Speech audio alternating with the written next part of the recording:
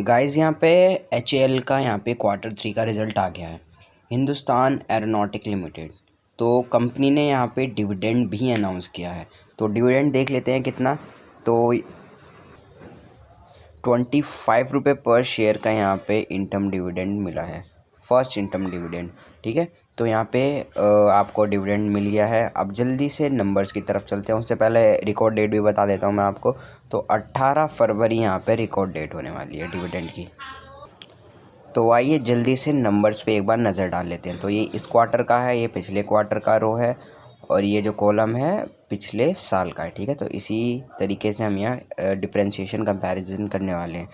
तो सबसे पहले ये जो है इनकम का कॉलम है। तो कंपनी ने इनकम कितनी करी है इस क्वार्टर में? 7,58,000, और पिछले क्वार्टर में 6,52,000, और सेम इन लास्ट ईयर। ठीक है, तो अगर आप देखते हैं तो ईयर वाइज और क्वार्टर वाइज दोनों ही तरीके से यहाँ पे कंपनी इनकम वाइज तो यहाँ पे बढ़ोतरी देखने को मिल रही है। ठीक है, रेवेन्यू में। लेकिन अब ये आ जाते हैं एक्सपेंस। अब एक्सपेंस कितना करा है कंपनी ने वो भी देखना ज़रूरी है। तो देखिए टोटल एक्सपेंस हुआ है 5,55,000, 4,50,000, 4,80,000। तो अगर आप देखते हैं इस बार कंपनी ने थोड़ा खर्चा ज़्यादा किया है। ठीक है, वो कुछ इन्वेंट्री का कुछ था, तो उसी वजह से यहाँ पे इस बार खर्चा ज़्यादा हुआ कंपनी का। ठीक है, तो यहाँ पे देख लेते हैं जल्दी से प्रॉफिट, ये सब टैक्स वैक्स लगने के बाद वाला देखते हैं सीधा, net profit for the period.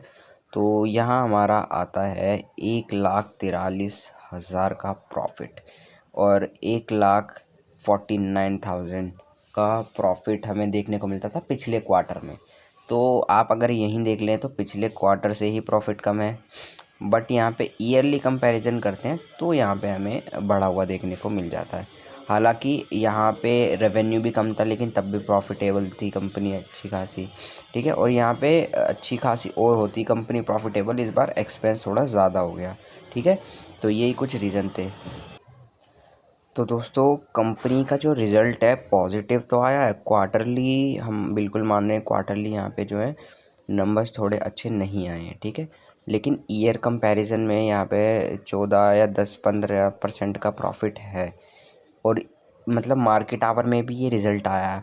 Market our में आने के बाद भी शेयर जो है स्टार्टिंग में जो है गिरता जा रहा था। ठीक है, जब तक रिज़ल्ट नहीं आया था तो 5% की तक शेयर गिरा था, लेकिन रिज़ल्ट आने के बाद से जो है ये सारी रिकवरी हमें देखने को मिल गई। ठीक है, तो 5% जैसे ही गिरा, रिज़ल्ट आने के बाद 5% उठ भी गया।